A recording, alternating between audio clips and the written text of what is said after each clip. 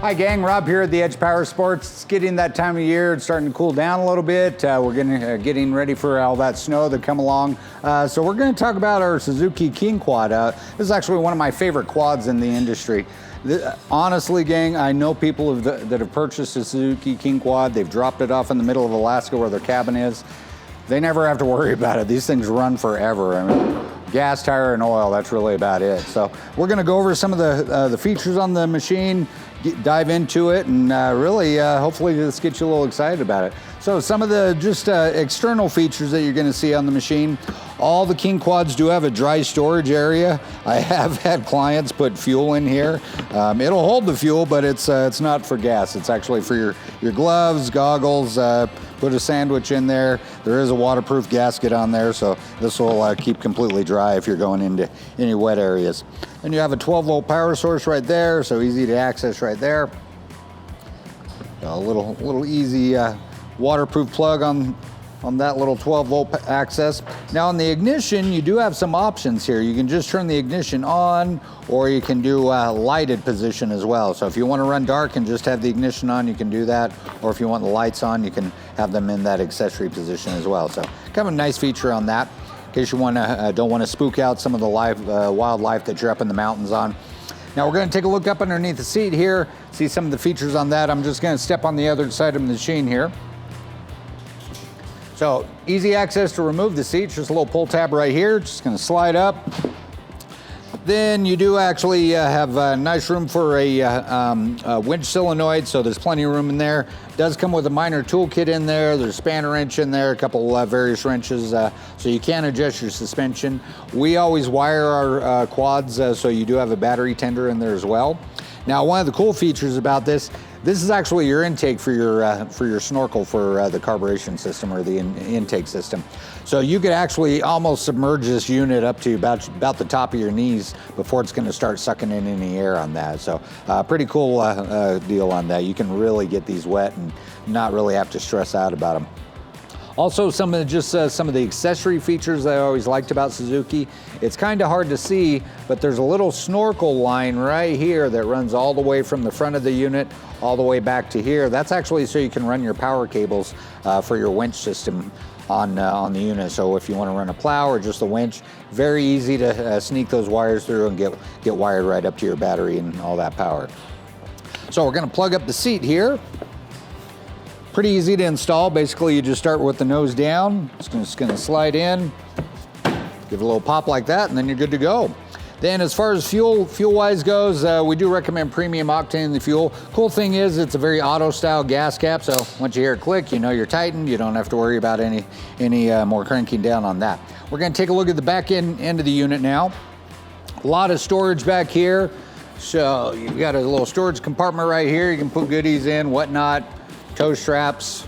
Then you also have a secondary toolkit right here. This is actually where the factory owner's manual comes into play, so that's always where we store them.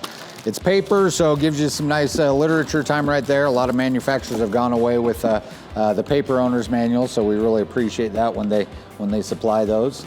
And just a rubber grommet strap on that. Now, if we look at the back of the unit here, it does have a receiver hitch on it, so you can tow. This roughly about 1,600 pounds of towing capacity on these, so pretty amazing on these units. Fully adjustable suspension, so you can adjust the tension on that in case you're loading up, maybe you picked up that elk or whatnot that you're trying to haul down from the mountain there, so you can really beef up these rear and front suspension on this, so just carry a little more weight. Independent suspension on it, so it does give a nice comfy ride on it. These things run phenomenal. You can really rip them down the road. They're very, very stable. Even when you're cutting across the side of a hill, they feel very stable, very low center of gravity on these as well. So we're going to take a look at the front of the unit now and just kind of dive up underneath there. Now, some of the access ports that we have up on the front of the unit, this is actually where your radiator coolant and coolant reservoir bottle go. So you can access your expansion tank right there for your coolant. Then there's the main radiator cap. And we take a look underneath the front of the unit. It's already has a cavity for a winch, so very easy to install. We do those all the time. That way, if you want to run just the winch, or if you've got a driveway you need to plow, we can set you up with a plow setup on it, and then you're good to go. Easy to install and remove when you are running with the plow. Takes literally about 3 minutes to actually hook up your plow and get rocking and rolling. So lots of shielding up on the front axle area. So very, very nice setup on that, so you're not going to catch any debris or wrap anything around your CV axles. Now, one thing I do want to point out about the floorboards on these are actually pretty unique on the Suzuki Kingquads. They went through a lot of designing on these. These clean out very easily. Now, what you're going to notice from a lot of other manufacturers is typically their foot peg is going to be flush mounted with the footwell. So if you're going uphill or downhill, you don't really have that capability of rocking your foot back or forward to really kind of lock into that foot peg. So very innovative design on the foot pegs on the Kingquads. That's very unique for the Kingquads as well. If we take a look right here, we can actually see the oil dipstick check, and it is a dipstick style.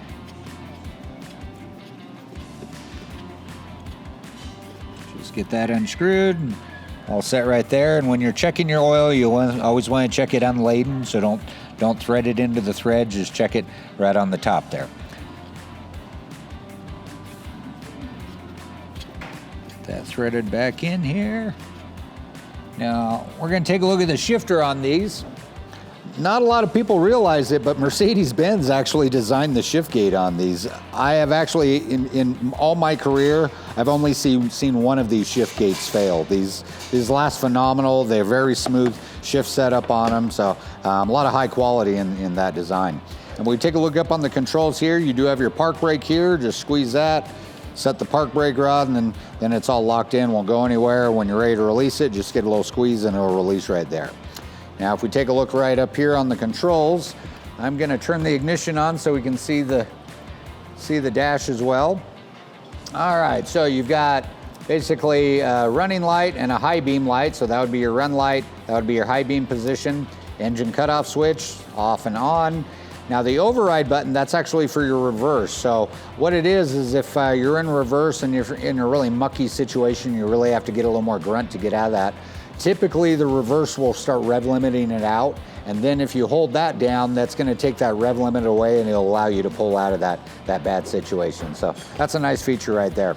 And if we take a look right here, it does have a four-wheel drive system. Just basically push it to engage. And then if you wanted to lock in the differentials, just flip that lock up. That's gonna lock in your differentials and give you that full drive on all your axles. Good deal. Thumb drive throttle control. This would be your front brake here. This would obviously be your rear brake. And there is a foot rear brake on the right side as well. And we just kind of scroll through the features here. In fact, let's see if we can get that. Scroll through the features. Basically, you got your trip meter, trip B, that's your odometer there. So pretty standard setup on that. Fuel gauge, gear indicator. Then you can go through and you've got your hour clock, when your next service is gonna be coming up. Obviously your clock right there. So a lot of nice features, pretty standard on it. And you know, gang, these things are pretty bulletproof. I've seen them go through a ton of stuff, and you can really put them through the paces. A few different models. This is the 500cc model. We have a 750 as well. That one flies. So if that's something you want to come check out, come and see us, gang. We'd love to spend some time with you here at The Edge. If you want to look us up on Instagram, Facebook, YouTube, you can definitely check out these amazing machines. So come check us out or give us a shout. Hopefully we'll see you soon, gang. Take care.